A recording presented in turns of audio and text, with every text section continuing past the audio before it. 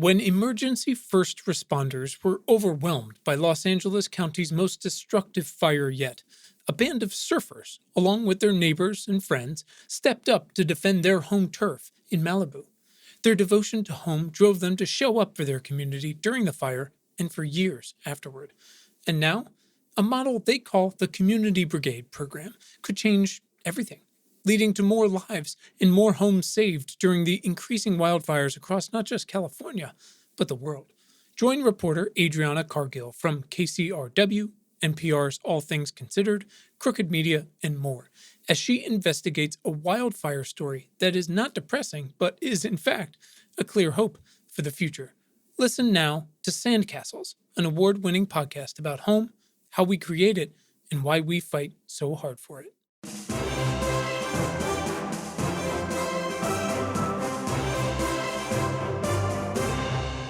This week, Texans have a huge opportunity to get even more liberty, and from the sun. And later, the news. Diabetes is expected to double. The state of carbon removal is so-so. AI detection tools kind of work. Future pandemic prepping is kind of happening. Bees, and more. I'm Quinn Emmett, and this is Important, Not Important. Science for people like you who give a shit. The newsletter features the most important science news, how to think about it if you like, and what the hell you can do about it, please. Hit subscribe right now to get this newsletter and my conversations with the world's smartest people every single week. You can find the email version and links to everything at importantnotimportant.com or right in your show notes. It's June 30th, 2023. Here's your weekly action steps. It's very hot out there.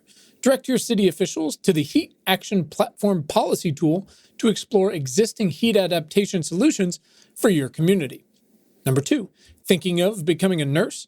Bless you, and thank you, first of all, and here's some resources, including frequently asked questions about education requirements, salary, and benefits, all right in your show notes. Number 3, representation in books helps kids build self-esteem and increase self-acceptance. Find kid-affirming books for your family or classroom with a ColourPop book bundle. Number 3, defend rights to digital privacy all over the world by donating to the Electronic Frontier Foundation. And now, today's big topic. Look, Texas is absolutely melting. Baking, air frying, being barbecued with absolutely no end in sight. Whatever your metaphor, whatever your politics, two things are incontrovertible. Texas is getting hotter on average and more likely to suffer extreme heat events like they are right now. No matter how you look at it, Texas gets a whole hell of a lot of sunshine. That means there's simply no better place and no better time for a rooftop solar revolution than Texas in 2023. Because when it comes down to it, is there any greater threat to liberty than multiple layers of government telling you how you can power your home? Think about it this way. Is there any better way to say fuck the libs than powering your home from the sun? Look, when I say liberty today, what I'm talking about is personal freedom, autonomy, and self-sufficiency. For a statistical minority of the popular vote, and somehow, simultaneously, almost exactly half of the electoral vote, these things are inviolable. And in a world where ERCOT, your Texas grid, is actually holding up against a relentless heat wave, with Texans using more energy than they ever have before to run air conditioners at full blast, it's helpful to understand that rooftop solar, not utility scale solar, is a nearly perfect embodiment of those same principles. Like the act of decentralizing the power grid itself, let's break this down. Do you refuse to depend on big government for anything? Great. Let's have you generate your own electricity from the sun, a tangible, measurable manifestation of personal freedom and autonomy, around which everything else just revolves, like Texas. So autonomous, in fact, that Texas doesn't have a net metering law, which means you can't even feed your extra power back into the government-regulated grid, nor get paid for it. To go even further, you're basically choosing to secede from the government-run or even government-regulated utilities. You can truly be on your own. Do you get off on extra protecting your family and property from whatever comes your way? How about some kick-ass panels and some big-ass batteries that can keep all of your essential appliances running when ERCOT inevitably does go down again? I don't say this in jest. It's hot as hell out there, and it's only getting hotter. We don't even have to talk about why. You and billions of other freedom lovers in Southeast Asia and soon Europe need air conditioning to survive. You pride yourself on being fiscally responsible like your theoretical elected officials before you. Rooftop solar panels generally pay for themselves over time through savings on your electricity bill. Want to prove that less regulated markets actually work? Buy rooftop solar, the pieces of which have become drastically cheaper and measurably more efficient over the past 20 years. How did that happen, you ask? Market competition. I mean, in part. We won't talk about the other reason why. And sure, most of the pieces come from various countries in Asia now, but more and more solar panel parts are actually being made right at home in, you guessed it, Texas. Speaking of domestic production, let's just keep those hard-earned dollars at home. Want to spell out America first with your new panels? Great, good for you. No more buying foreign fossil fuels or shipping it abroad either. Again, forget the fact that America first tariffs, by any of the last 3 presidents, definitely didn't kickstart, nourish, or even offer life support to domestic supply chains or manufacturing. The point is, we learned our lesson. Right? Now look, those coastal elites and the lib tech companies they work at, who, design and sell the device you're reading this on, help make Taiwan the most likely ground zero for World War III. And of course you know this, and you're planning for China to bomb the daylights out of our extremely brittle infrastructure. Good news again. Decentralized rooftop solar means you and other Cowboys fans who, again, you're not actually connected to anymore, except in a lack of trophies for most of your life so far, you'll be more resilient when the shit/hypersonic missiles hits the fan/your local water utility. You see, rooftop solar is patriotic as hell. And also, it works.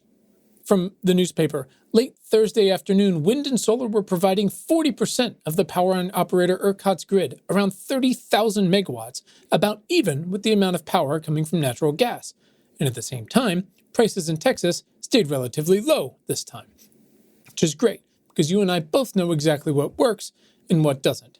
Further, but fossil fuel production is inextricable from increased economic prosperity, and a lack thereof is why there's so much energy poverty around the world, you bellow.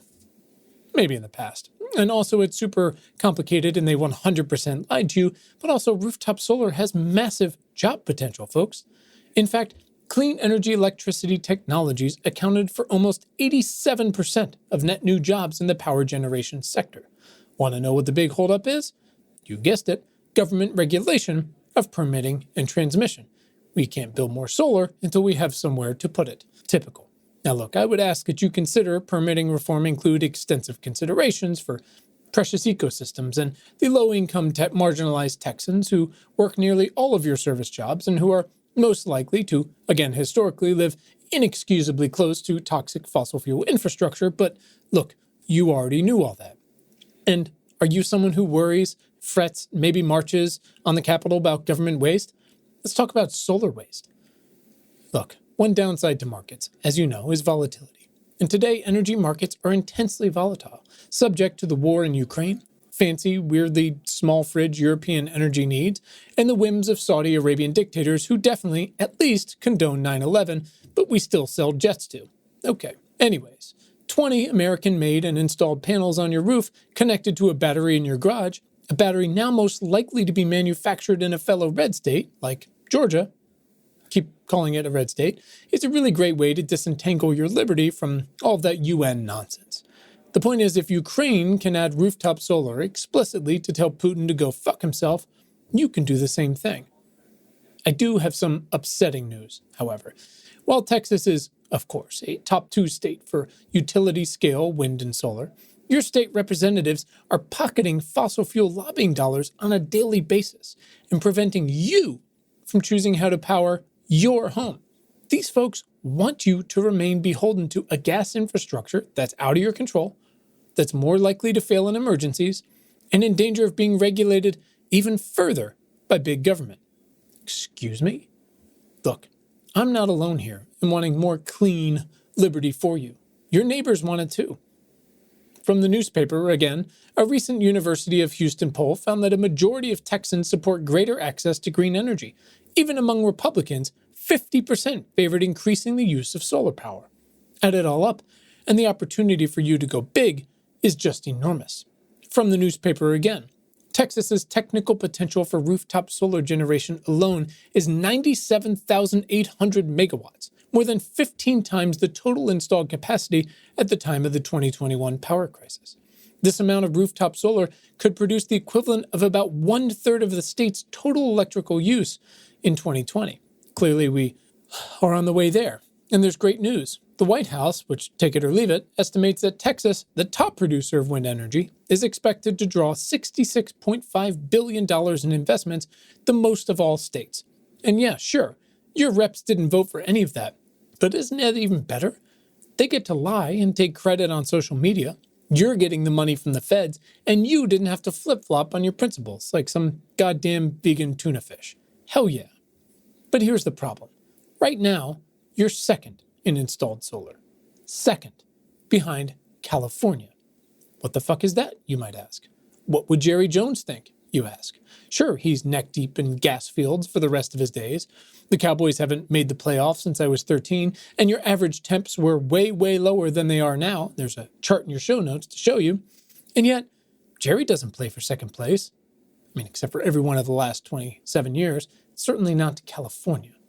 So look, what I'm saying is, you've got an opportunity here to go to solarreviews.com and find out exactly who the most reputable Texan installers are in your area and how much it'll cost to kickstart your hot gas ball-powered liberty. Sure, you've only got the second biggest economy in the country, and you're also only the second biggest in total square miles, both of which might as well be dead fucking last, you mutter to yourself. But there's a future here, folks. From Texas Monthly, another newspaper. The same sun that heats up our buildings and drives our need for AC is the same sun that makes electricity with solar panels. It lines up pretty well, says Josh Rhodes, a research scientist at the University of Texas at Austin. By contrast, the wind tends to die down on hot afternoons, as well in the late summer, when temperatures peak. So instead of continuing to bank on revenues from crushed up T-Rex bones, hell yeah, carnivores, instead of those being your most lucrative natural resource, dooming you to a future where you're basically Alaska, look to the sky. Look back down to your rooftop. Now look back up at the sky and don't look directly at the sun. Realize this, the most important thing you've ever realized. There are exactly 0 worlds in which the feds should ever stand in between you, the sun, and how you charge your F-150 Lightning, no matter how many kids it can roll over without you even noticing. And now in 2023, thanks to that same exact sun, the markets, and a metric ton of cash your reps again definitely didn't vote for, you can make sure they never do. And now, the news. In climate change news, extreme heat will result in $1 billion in healthcare costs this summer alone. Number 2, how you can prevent power outages during a heat wave. Number 3, UK ad regulators are clamping down on greenwashing. Number 4, understand the current state of carbon removal and the need to regulate it with some fun charts from the show notes. Number 5, can we blame heat and wildfires on the jet stream? That fucking thing. In COVID news, when should you get your next COVID booster? And will you? Number 2, the EU has made a deal with Pfizer to stock up on vaccines to prepare for future pandemics. Number 3, pandemic has been linked to a surge in children and youth with diabetes. I mean, come on.